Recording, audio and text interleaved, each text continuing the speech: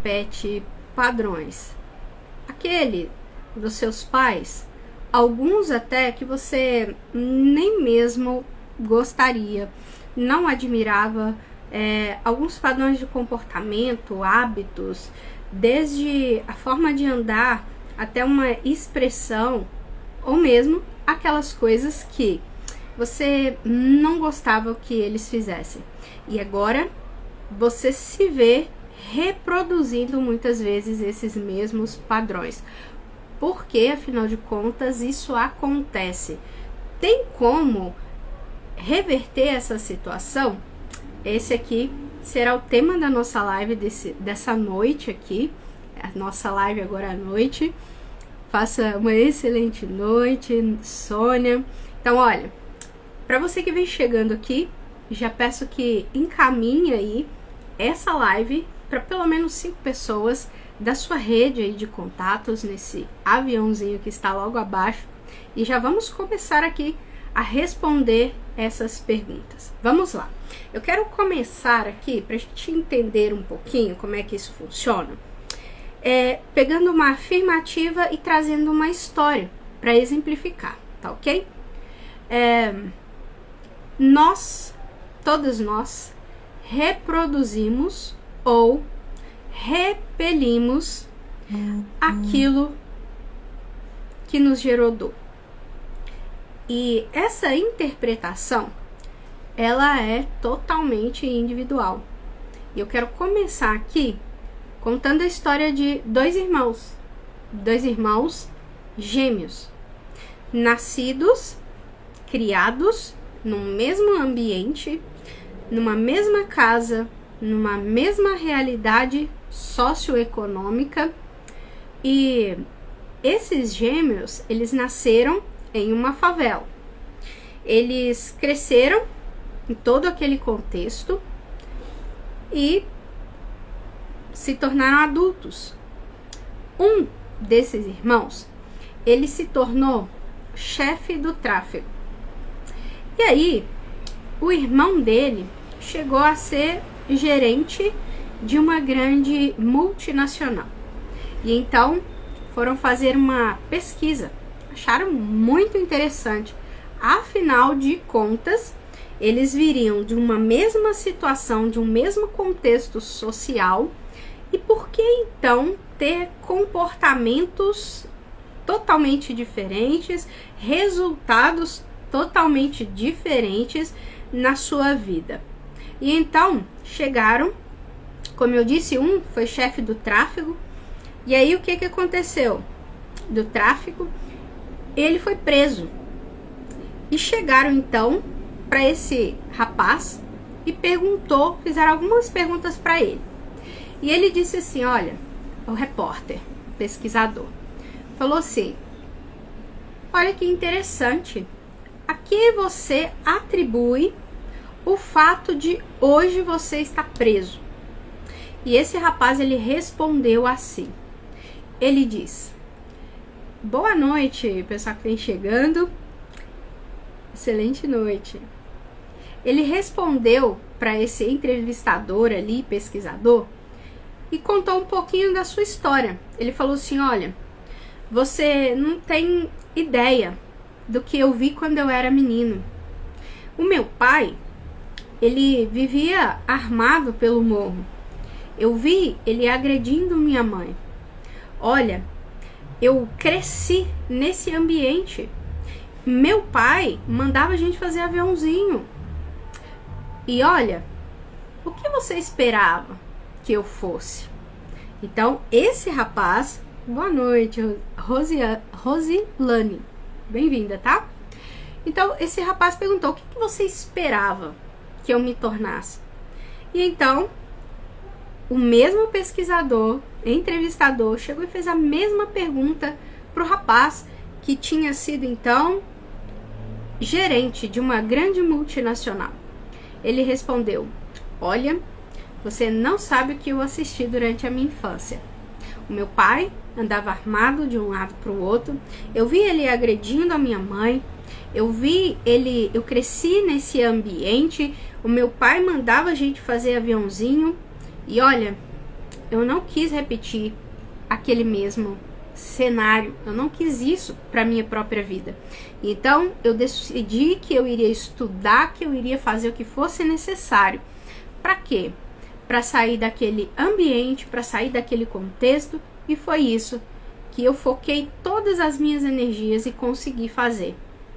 E aí eu quero convidar você a perceber que tanto o irmão gêmeo que chegou a ser gerente de uma multinacional, quanto o irmão que assumiu ali aquele que era o papel do pai até então, como o chefe do tráfico, e aí os dois partiram de uma mesma dor, contaram uma mesma cena.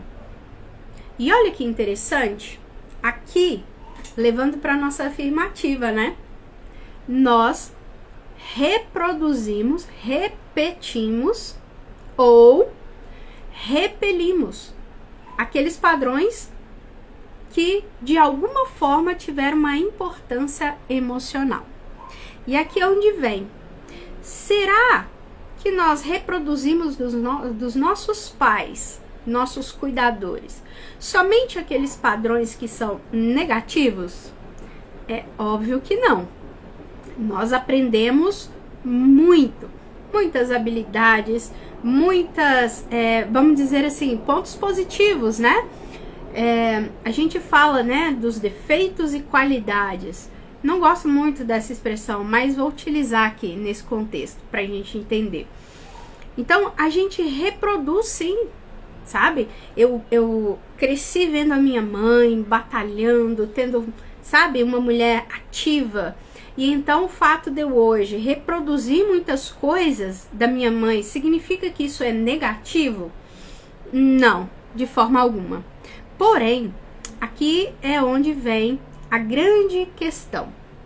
Olá, ótima noite para vocês que vem chegando.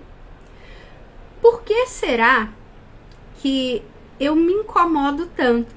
Se eu não trago, né, somente padrões negativos dos meus pais, eu aprendi sim coisas muito boas, habilidades, qualidades, princípios, valores, e eu reproduzo eles.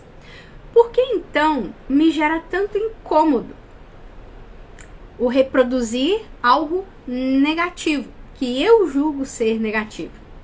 Eu quero mencionar para vocês na minha vida, assim, algo que aconteceu onde eu me vi reproduzindo algo que eu aprendi na infância. E aqui eu já vou contextualizar explicando o que acontece aqui no nosso cérebro, tá ok? Vamos lá. Eu me casei e eu dizia uma coisa: olha, quando eu tiver filhos, eu não vou investir na minha vida profissional. E o que aconteceu? Não estudei muito, logo ali depois do ensino médio não fiz faculdade, porque afinal de contas eu não queria construir uma carreira. Por quê? Porque eu não me via, não me enxergava trabalhando fora. Por quê? Porque quando eu era criança, eu assisti a minha mãe tendo que sair muito para trabalhar. E eu senti o quê? Falta. Eu senti a ausência da minha mãe. Eu sei que aquilo ali me gerou dor. Então, o que eu falei? Não, eu não vou fazer isso. Quando eu tiver minha filha, eu vou ficar em casa. Aparentemente, algo bom, louvável, talvez alguns diriam. Só que esse processo, esse padrão de repetição, ele é tão forte que o que aconteceu? Eu não estava trabalhando fora, minha filha pequena, e sabe o que acontecia muito? Eu não conseguia sentar com ela para brincar. A minha filha sempre teve muita dificuldade em brincar sozinha. E o que eu estava em casa e ela dizia: mamãe, brinca comigo? E eu tinha uma imensa dificuldade. Quem me conhece sabe que já trabalhei com crianças, sabe que os filhos das minhas amigas eram como se fossem sobrinhos. E com a minha filha, eu não conseguia. De verdade. Era algo assim que eu tinha que fazer muito esforço para sentar ali alguns minutinhos e logo eu me sentia aflita, incomodada e eu precisava sair e eu falava, olha filha, a mãe tem que fazer isso, o pai vai chegar, a mãe tem tanto de serviço. E eu começava então a falar algumas desculpas sobre aquilo que acontecia. Mas, na verdade, vamos analisar o que aconteceu de fato aqui? Eu, quando criança, eu não aprendi. Eu não tive a experimentação, muitas vezes, da minha mãe poder sentar comigo e brincar. De talvez ter aquele momento assim, olha, de bate-papo. Às vezes a gente tinha isso, mas o brincar, aquela coisa lúdica, minha mãe não conseguia. Por quê? Tava muito cansada. E aí a gente vai, né, retrocedendo. Ela também não teve isso. Ela não aprendeu. Então ela não soube transmitir. E agora eu me lido com essa situação. Peraí. Então eu identifiquei nesse processo de autoconhecer, de tomar consciência. E aqui é onde está um padrão. Aquilo que eu aprendo com os meus pais, e aqui é aquilo que eu aprendo na minha infância, e que tem uma importância emocional, eu vou guardar aquilo.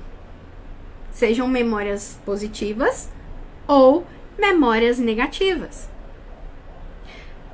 Só que, na minha vida adulta, durante a minha vida, o que vai acontecer? Aquilo que está gravado por essa emoção significativa, eu vou simplesmente reproduzir. E aqui tem um aspecto que o nosso cérebro, ele nos pega assim uma peça.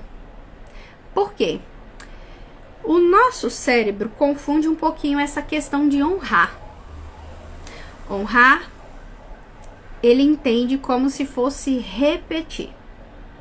E aqui eu quero sair um pouquinho do contexto de pai e mãe para você ver como que isso acontece. Imagina aí algum artista que você admira, que você tem aquela coisa de fã. O que vai acontecer? Você vai passar a acompanhar hoje em dia, né, com as redes sociais.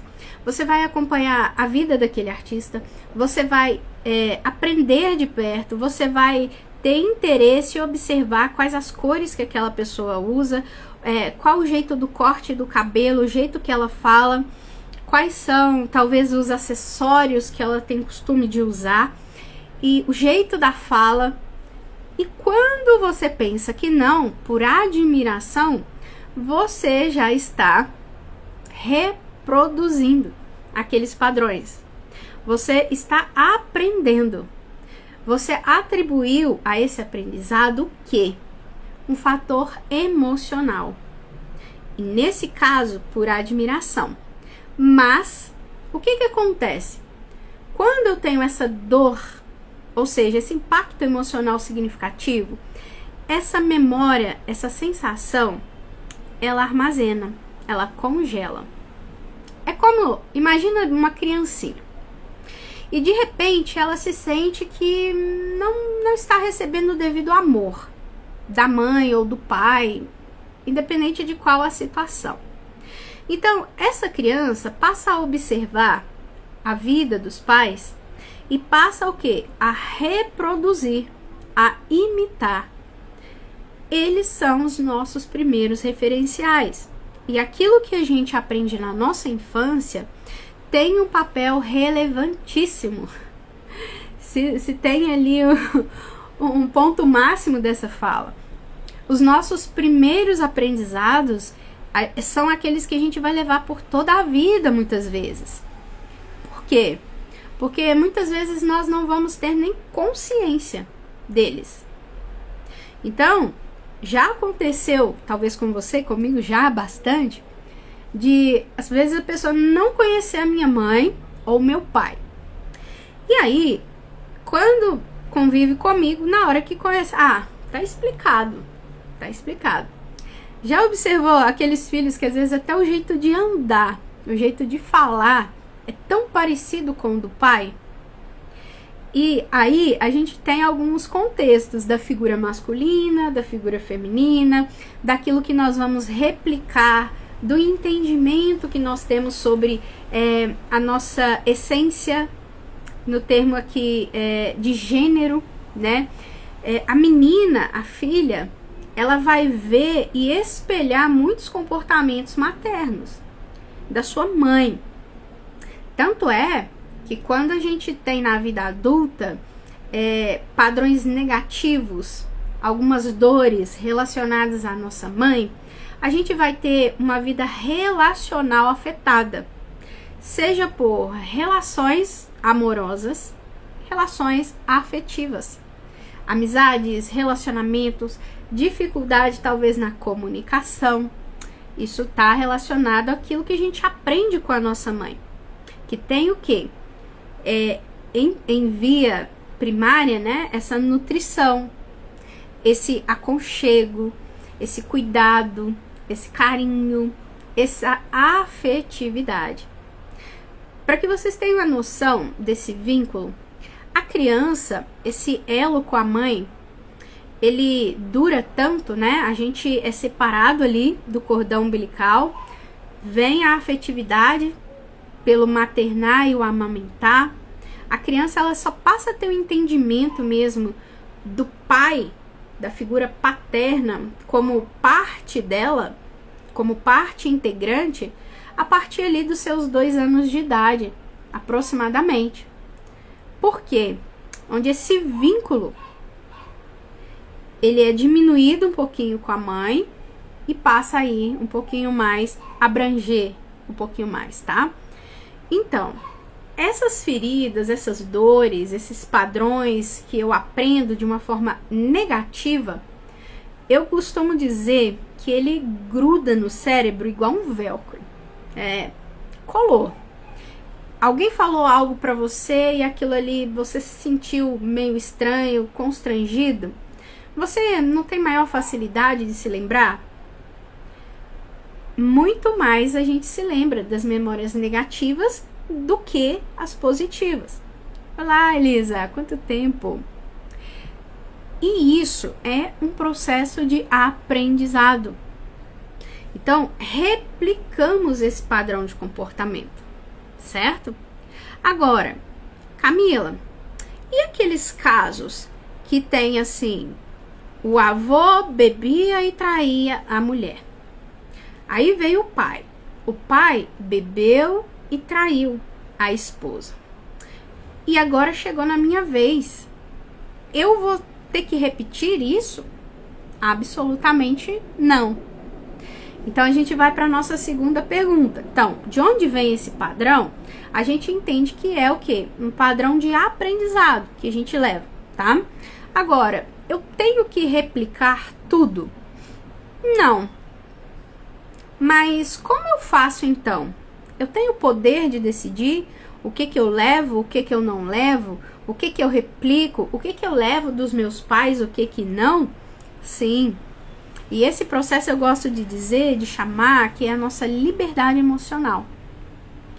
Por quê? Se eu tenho algum padrão que eu vou investigar, geralmente esse padrão eu vou investigar porque ele está me gerando incômodo.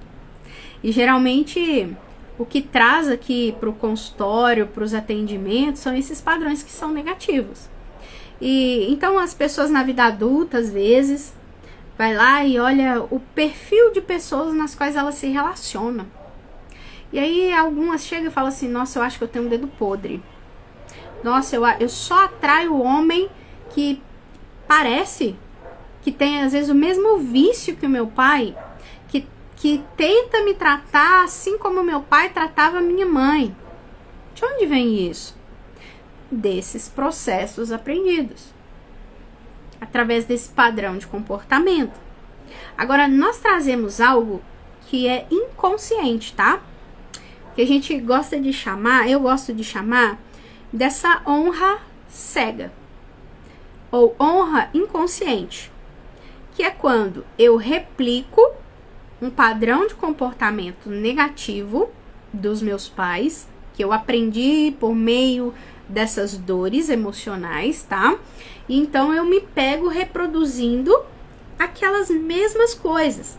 Sabe aquela coisa assim? Às vezes a sua mãe tratava você ficava com uma raiva e falava assim: quando eu tiver os meus filhos, eu não vou fazer isso. E aí você tem seus filhos. E você se pega fazendo a mesma coisa. Isso pode ser, às vezes, uma forma de falar mais dura.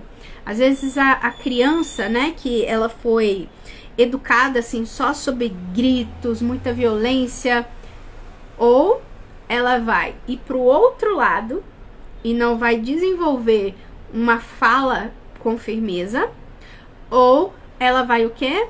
Repetir. E aqui a gente vê uma coisa. A gente repete tudo aquilo que a gente critica. A gente repete tudo aquilo que a gente julga. A gente repete, atrai tudo aquilo que a gente gostaria muitas vezes de repelir. E tem uma memória muito marcada sobre isso, uma memória emocional. Não estou falando, às vezes, dessa memória declarativa que a gente chama, mas é uma memória que está no inconsciente. E aí onde está? Por quê? A maioria das pessoas querem resolver os problemas da sua vida, querem romper com alguns padrões, só que elas buscam soluções racionais e conscientes para resolver esses problemas. E aí eu te digo, se a raiz, se o que gerou esse problema fosse para você realmente consciente, não seria muito mais fácil? E eu não estou julgando que a partir do momento que traz a consciência é o mais fácil. Tem um processo de trabalhar essa memória. Tem um processo de ressignificação. Mila, Maria Cecília, bem-vindas também, tá? Tem um processo que precisa agir de ressignificação. Na neurociência, a gente fala que é o enfraquecimento dessas conexões. Agora, você observa que tudo se trata desse mesmo processo de aprendizado?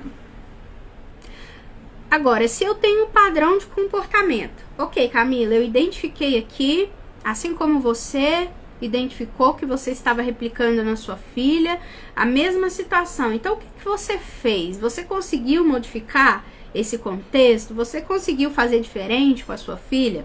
Sim, é possível. Mas é um processo de construção. Não é, algumas pessoas entendem assim: ah, então eu tomei consciência de onde vem, então naturalmente virou uma chavezinha, e então agora eu automaticamente consigo brincar com a minha filha. Então é isso? Não. Quando eu digo liberdade emocional, eu estou dizendo a você que você tem a liberdade de escolher, de decidir sobre isso, de decidir, às vezes, pagar o preço de fazer diferente. Por quê? Quando não é consciente, você não sabe. Muitas vezes algumas pessoas fazem o que fazem, não sabem o que fazem. Por que fazem? Então, esse processo de trazer a consciência, ele é essencial. E esse processo de trazer a consciência, muitas vezes, não é um processo declarativo. Ah, então eu vou me lembrar exatamente quando eu tinha 1 ano. Acontece, tá? De lembrar, de trazer a racionalização aí de alguns eventos realmente. Mas a gente vai trabalhar muitas vezes em processo terapêutico as sensações que ficaram armazenadas. Isso é importante enfatizar. Porque a terapia que vai na raiz do problema vai precisar trabalhar com essas questões de cunho do subconsciente, que está armazenado ali. A terapia geralmente convencional, tá? É uma terapia que eu gosto muito, por exemplo, a TCC, é uma terapia muito validada cientificamente, tá? Que trabalha a racionalização. Eu gosto muito para o processo de construção. Então, eu me deparo com aquela situação, mas enquanto eu não trago a consciência, o que de fato me gerou, enquanto eu não conheço a verdade sobre o ocorrido, enquanto eu não trago luz, conhecimento, estado de consciência sobre o que ocorreu, eu não tenho liberdade. Eu simplesmente não consigo fazer diferente. E eu repito e repito. Ah, mas eu não gosto de agir assim. E eu ajo. Mas eu tento mudar. Não consigo. Por quê?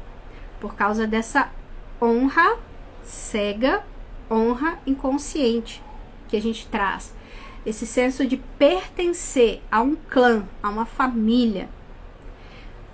Qualquer filho, qualquer criança traz consigo na sua natureza, todos nós, a necessidade de se sentir amado, tanto é que faz parte dos direitos da criança, de se sentir pertencente, de se sentir cuidado, acolhido.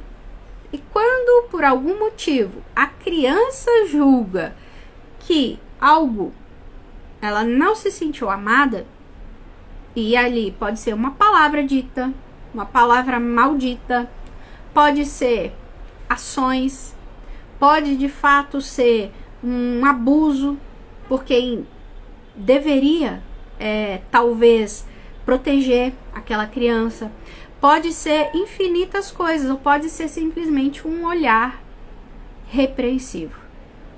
Mas aquela criança, por aquilo, julgou não ter sido amada, ela interpretou. Oi, Dulce, minha colega, terapeuta também. Ela interpretou que ela não foi amada naquele momento, pode anotar. Aquela sensação ficou ali, gravada, armazenada.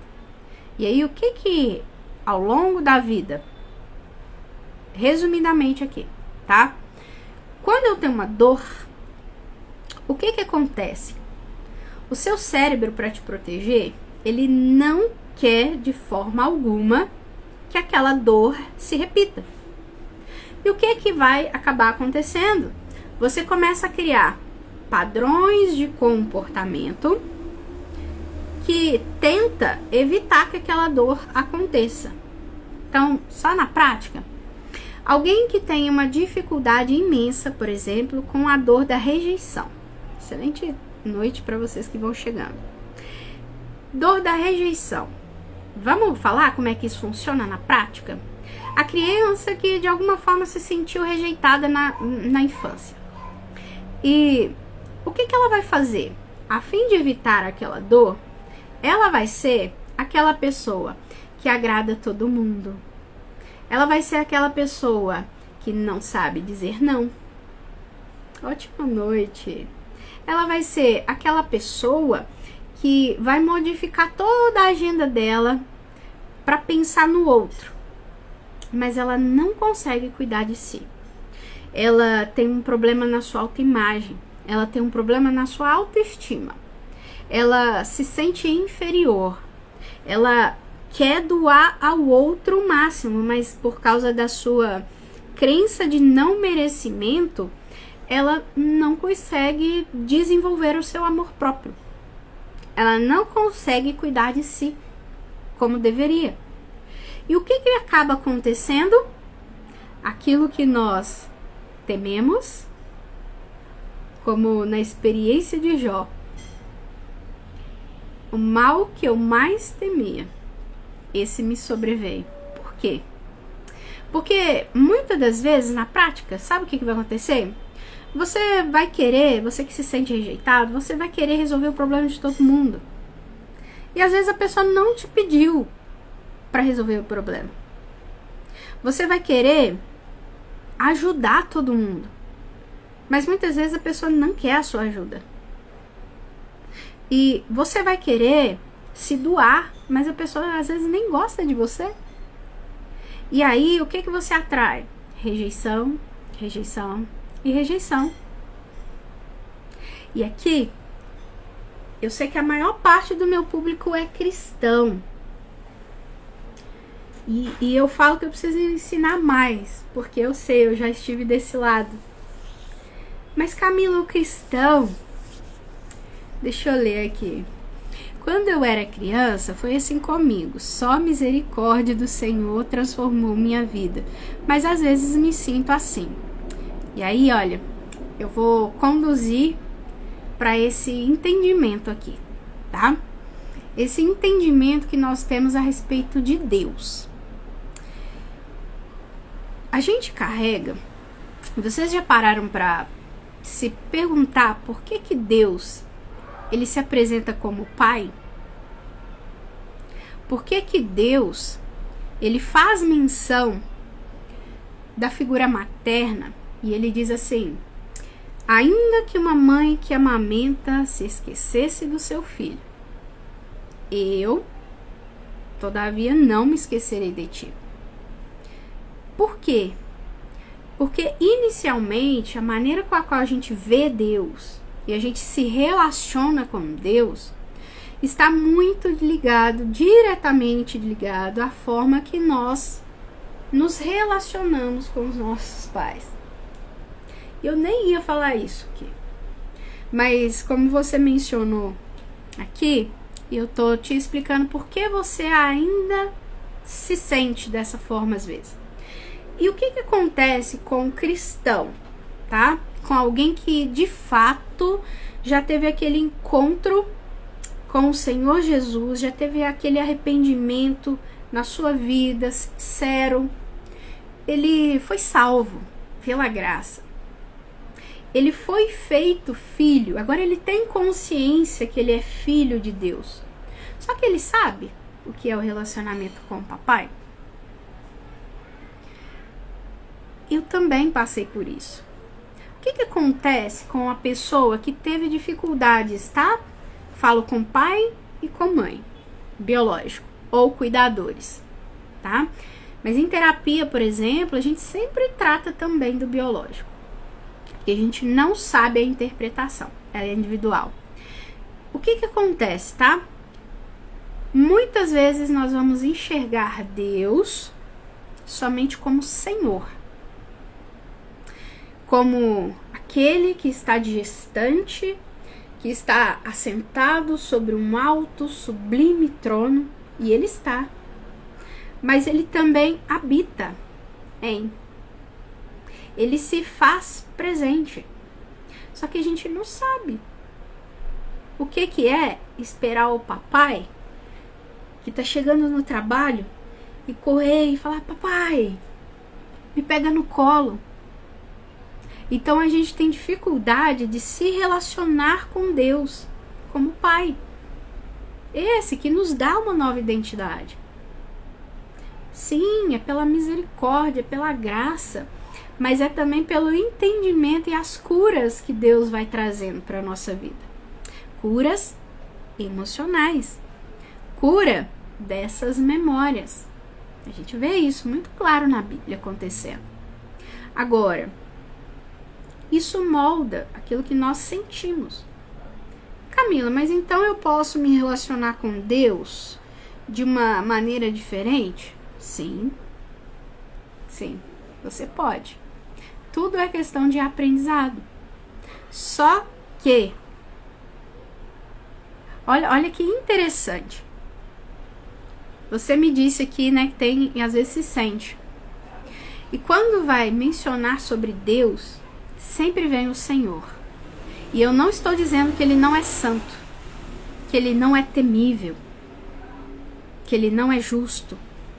Não estou dizendo isso. Não estou diminuindo a figura de autoridade e soberania. Ele é Senhor.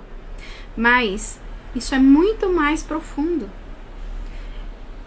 a gente precisa aprender agora, nessa nova identidade que ele nos dá, a se relacionar com Deus como Pai.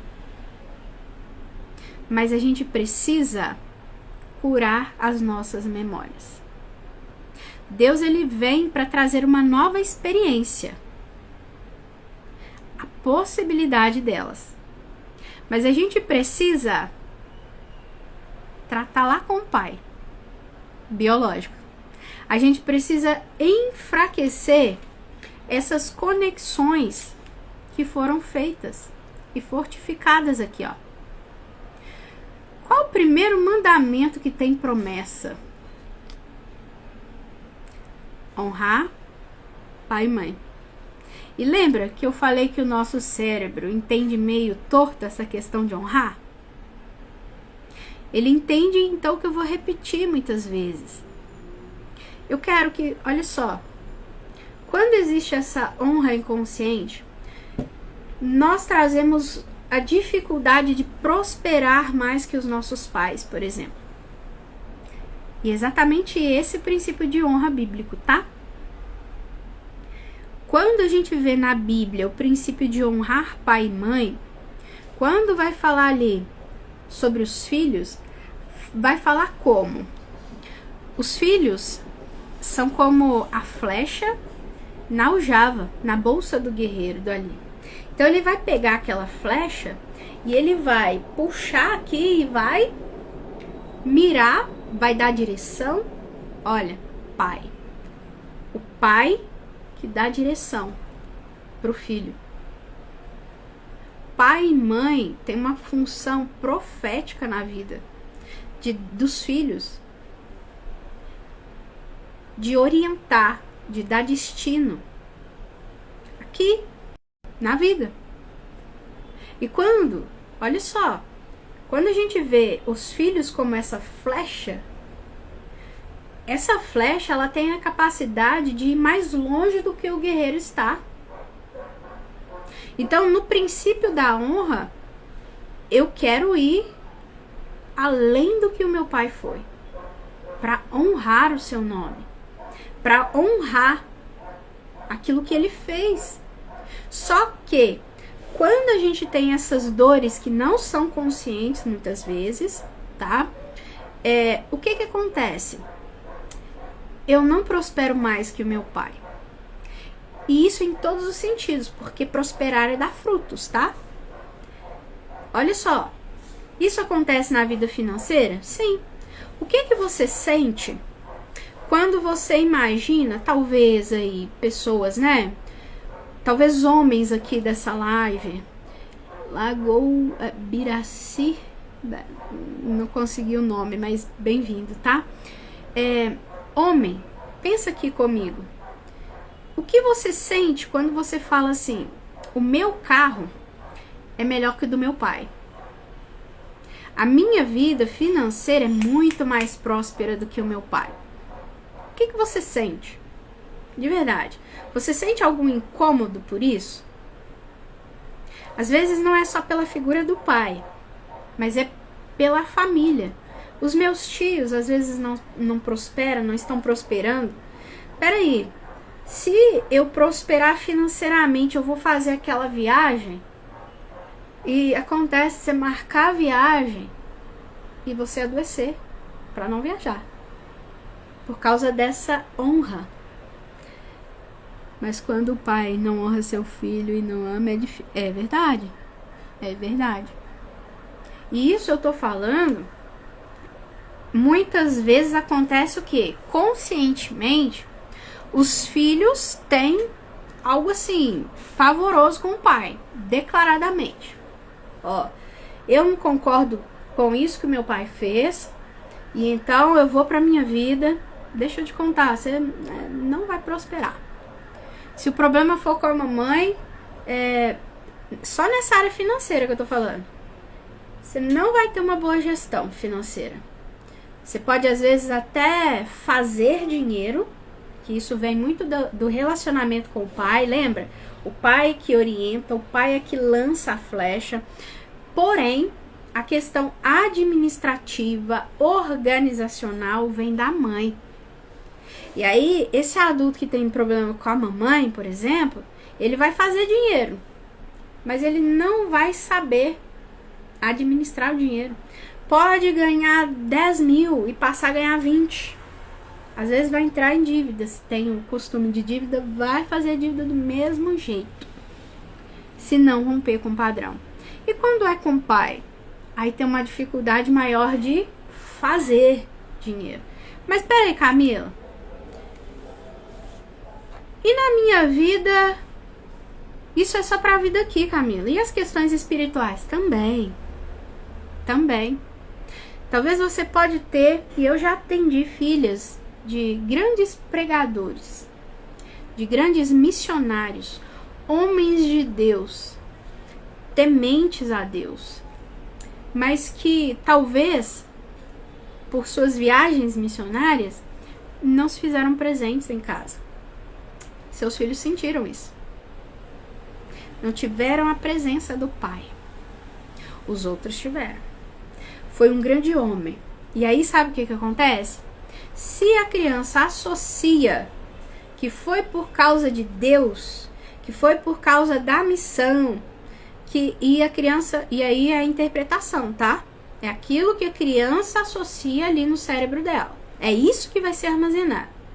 Se ela entendeu, peraí, por causa de pregar o evangelho, o meu pai deixou a gente sozinho, e a gente teve que passar por um monte de perrengue só nós aqui, e às vezes a criança assume uma maturidade, por exemplo, se ela é homem, tá? Assume aquela maturidade ali de ter que administrar, e ela se sente ali responsável por sua mãe e por zelar da família, por ser do sexo masculino. Então, você vê que tem um monte de nuances que tem aqui. Agora, esse é um contexto, e eu não tô falando aqui pra você que talvez tenha um contexto familiar totalmente admirável, e aí eu duvido que exista, porque perfeito não tem. Então, aonde você tem a figura ali do pai, provedor, protetor, que se faz presente, que protege, que supre, que faz tudo, que é o sacerdote do lar, a perfeição em pessoa. Ou você tem a sua mãe que nutre, que zela, que tá ali, mas que ao mesmo tempo consegue te... Gente, somos seres humanos. Uma hora falhamos. Mas aí é onde tá. Para que eu possa construir essa nova realidade, eu preciso ressignificar essa memória de dor. Eu preciso tratar, sim, com meu pai. Eu preciso, sim, tratar com a minha mãe. E aí talvez você possa dizer assim: Camila, meu pai já morreu. Minha mãe já morreu. Tem como? Tem como. Tem como. O nosso cérebro, queridos, eles têm um princípio que ele não reconhece aquilo que é real do que é imaginário. Então, se você assiste um filme, por exemplo, ou se você imagina uma situação hipotética, você traz para si sentimentos, emoções que são formadas ali. Prova disso: depressão, ansiedade. Nosso cérebro não entende essa linha cronológica.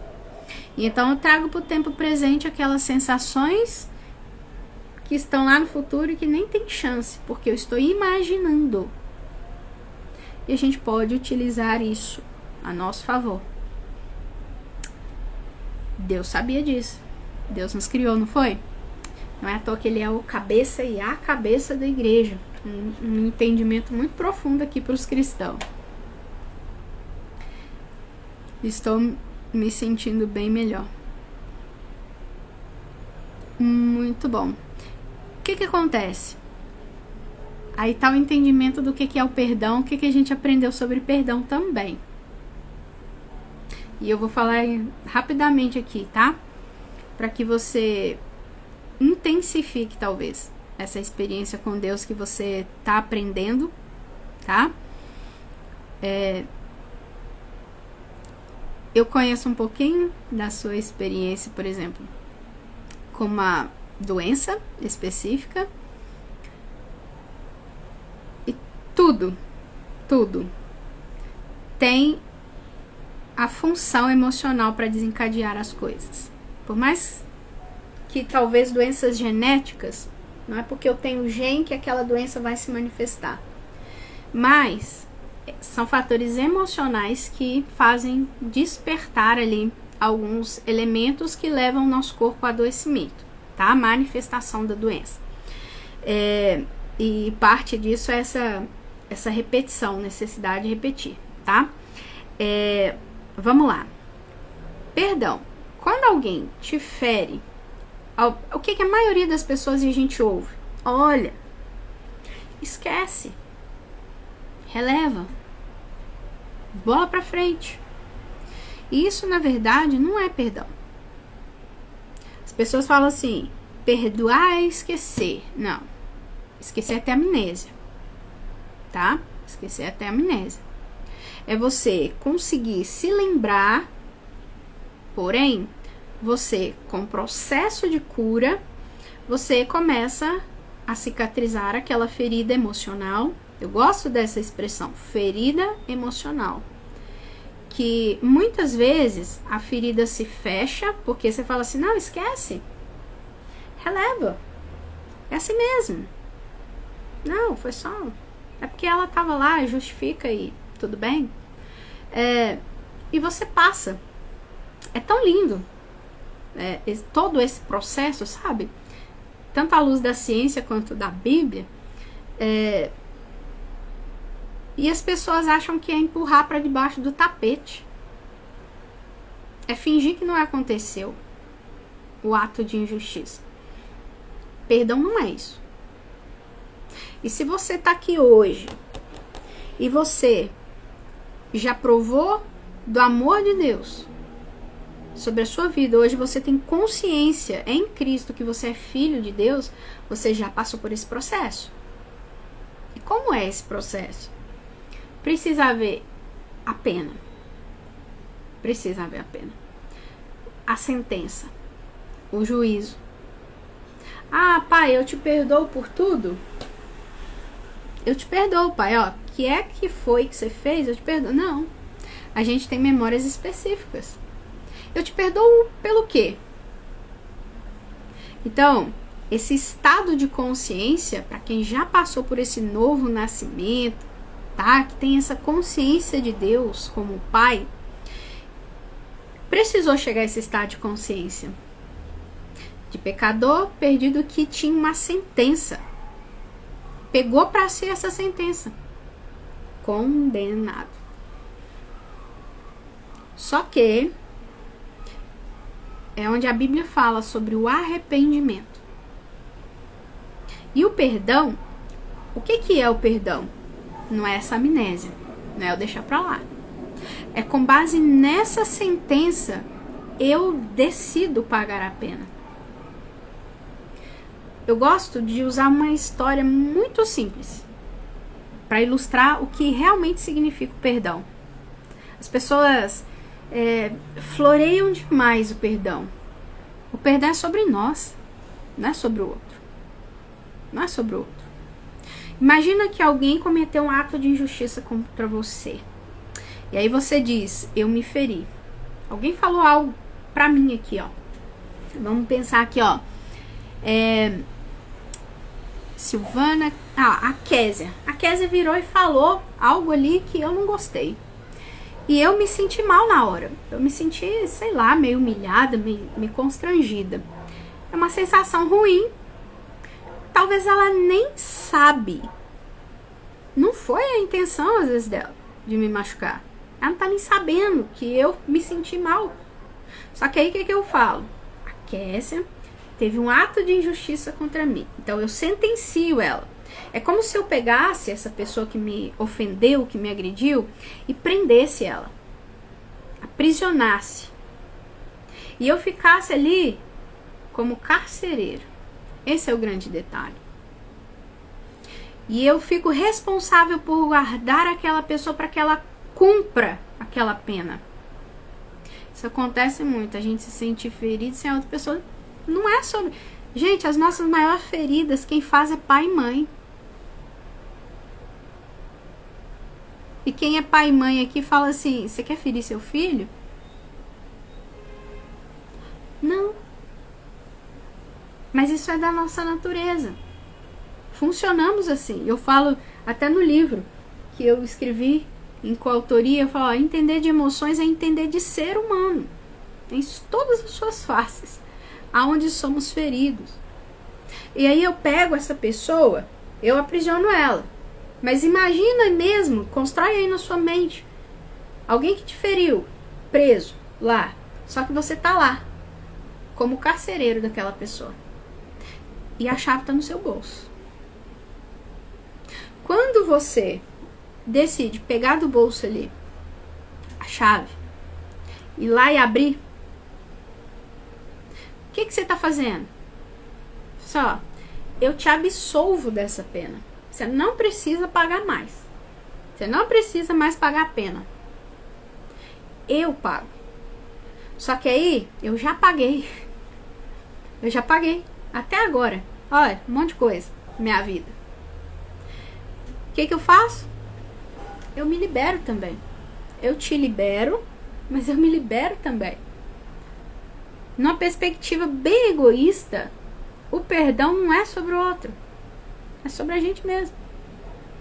Perdão não é emoção. É decisão. Agora, talvez você fale assim, eu já até declarei perdão sobre o acusado, né? Declarei perdão, mas parece que eu ainda sinto. E é um processo, tá? É um processo. Porque precisa encontrar um caminho de congruência do saber e do sentir. E que isso seja genuíno. E sabe, essa questão é tão forte, tá? Que eu quero falar como eu agia. E eu quero falar para cristãos aqui mesmo. Os cristãos são os que mais têm preconceito, mas a gente é o povo que mais tem crise de identidade por não compreender isso. Não desfrutamos das bênçãos desse Pai, tudo que Ele já nos deu por não conhecer essas coisas. E eu tô aqui por causa disso. Por quê? Eu era a pessoa que tudo que surgia na igreja, vamos fazer isso? Vamos? Camila, olha, vamos... Não pedia, eu tava lá. Oi, irmã, vamos fazer? Ó, eu vim aqui. Vamos evangelizar? Vamos fazer comida? Vamos. Eu tava lá. Só que sabe, pra mim, o que mais me gerou impacto a partir desse conhecimento foi entender que eu não estava amando genuinamente. Eu estava em busca de ser aprovada, de ser aceita, por causa dessas dores. A que mais servia. Só que deixa eu te falar, não é à toa que a Bíblia fala que nós seremos julgados não sobre as nossas obras, mas pela intenção. Camila, então todo mundo que serve é nessa intenção? Não estou dizendo isso. Mas existe uma grande chance de quem sofre da dor da rejeição fazer isso. Por causa desse conhecimento. De reproduzir aquilo que não gostamos. O processo é longo, mas vale a pena. Eu falo que a gente precisa... Ei, Daiane. Daiane, estranho, né? Te chamar de Daiane, Dai. Eu falo que a gente precisa fazer as pazes com a gente, quem eu sou, a minha história, aquilo que eu vivi, as minhas dores, o que eu trago na minha bagagem, aquilo que eu experimento, quem sou eu na minha essência. Até para descobrir quem eu sou, eu preciso abrir essa mochila e verificar o que tem lá de dor. Quem sou eu sem esses padrões de comportamento que eu fui adquirindo a fim de evitar essas dores? Quem sou eu? O que faz sentido para mim? Quem sou eu? Para que eu sirvo? As perguntas das crises existenciais, né? Muita gente é levada à depressão por não encontrar resposta. Então, eu acabo reproduzindo aquilo que muitas vezes eu não gosto. E principalmente, né, essa percepção ruim das coisas que eu não gosto. Mas é claro que eu trago a força de ação da minha mãe, eu trago essa disposição de servir da minha mãe, e esses são os lados positivos. Só que eles não vão me gerar incômodo, pelo contrário. Agora aqui é onde está. O que é da minha mãe que eu decido levar e continuar? O que vem do meu pai que eu decido levar? E para decidir, para ter essa liberdade de decisão, eu preciso ativar esse estado de consciência, de perceber e ver que existe ali questões que eu preciso sim ressignificar, e com eles, e comigo, e com Deus. Sabe por quê? Quando a sua dor é muito forte, latente, o que acontece? Você já reparou que você tem uma facilidade em perdoar o outro? Mas e você mesmo? Você se perdoa? Ou você se cobra num padrão assim, fora do contexto? Essa era eu. Hoje eu me sinto nova pessoa, amor de Deus na minha vida. Que bênção. Quando você... E aí as dores, né, da vida, a dor é um mecanismo de aprendizado. A Bíblia traz isso. É um mecanismo de ensino de Deus, de grandes aprendizados. Não existe aprendizado sem dor, em todos os contextos, tá?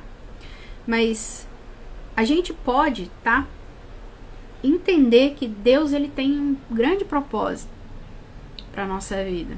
Só que até mesmo esse senso de propósito, ele só é encontrado quando eu me encontro na minha identidade. Quem sou eu? E eu preciso então aprender a ter esse relacionamento com meu Pai. Esse Deus que me dá uma nova identidade. E é uma via de mão dupla, tá? Hoje, as pessoas me perguntam assim, Camila, mas hoje, quem conhece a minha história, né, do contexto que eu tive, familiar, assim, como que você lida com o seu pai? Aí é onde tá. O perdoar, gente, não significa que eu tenha que conviver com aquela pessoa que me agrediu. Tá certo? Mas existe um processo, e essa cura é processual, onde sim, eu vou me abrindo a um relacionamento com aquela pessoa, que eu vou construindo algo novo, que eu vou tendo novas experiências, novas sensações. E esse é o convite aqui para vocês. Que vocês possam buscar. Se tem um padrão dos seus pais que você não deseja seguir, esse caminho é necessário.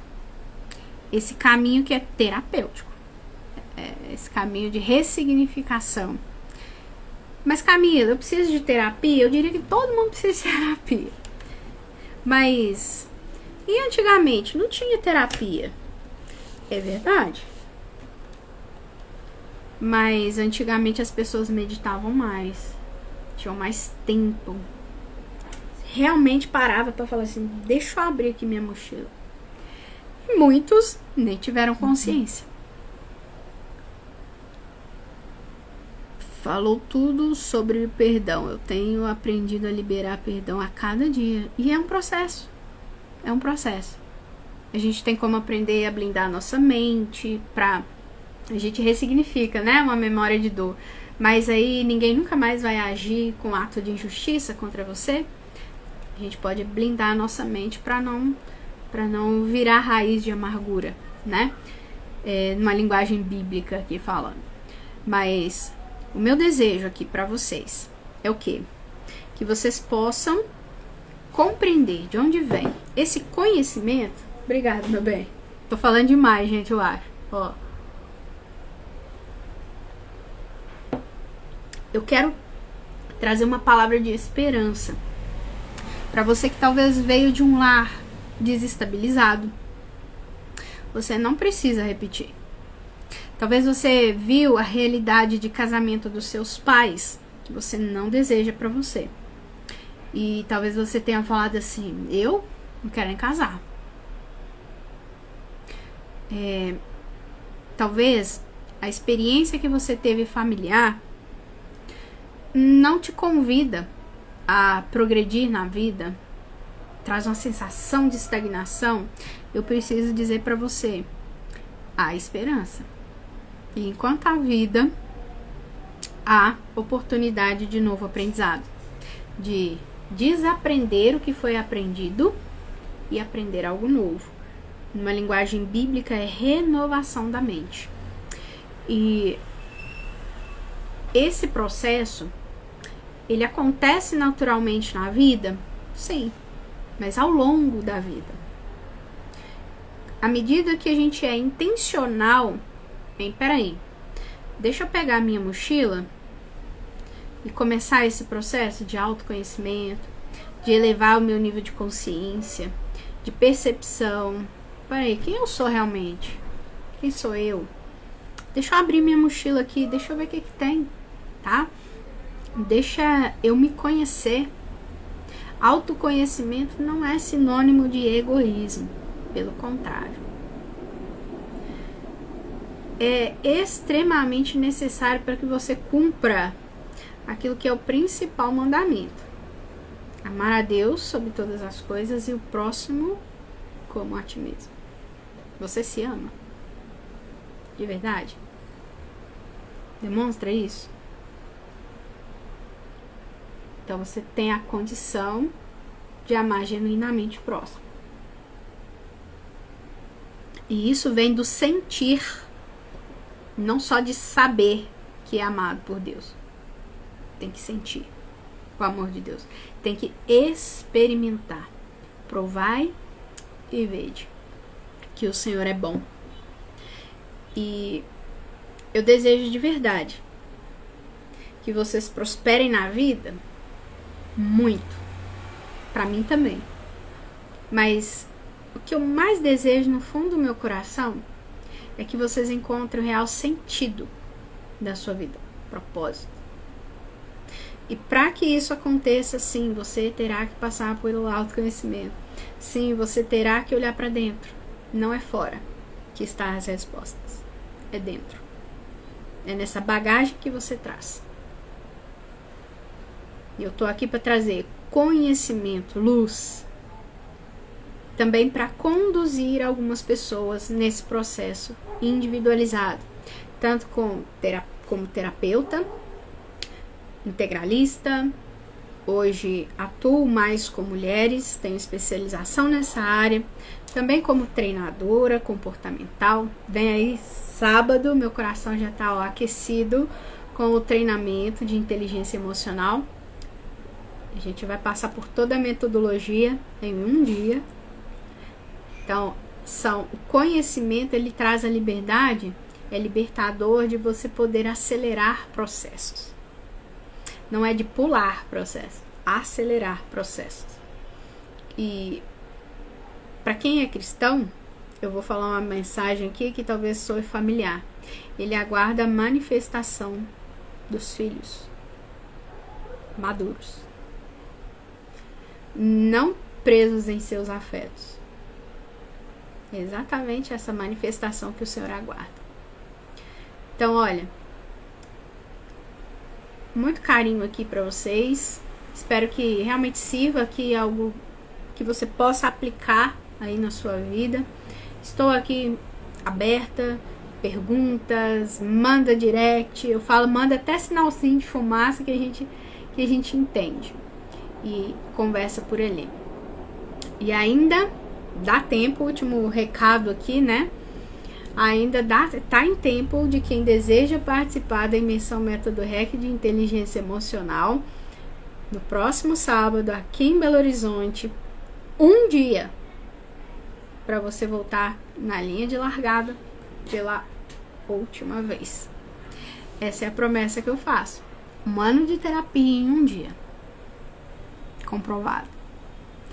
Depois você vai lá, na minha página lá, na minha bio ali, nos meus destaques, e olha o que as pessoas que já participaram falam desse evento.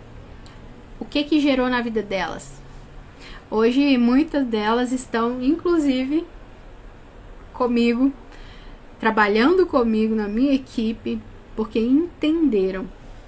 A melhor coisa é dar do que receber. Um grande abraço para vocês e até a nossa próxima live. Um abraço.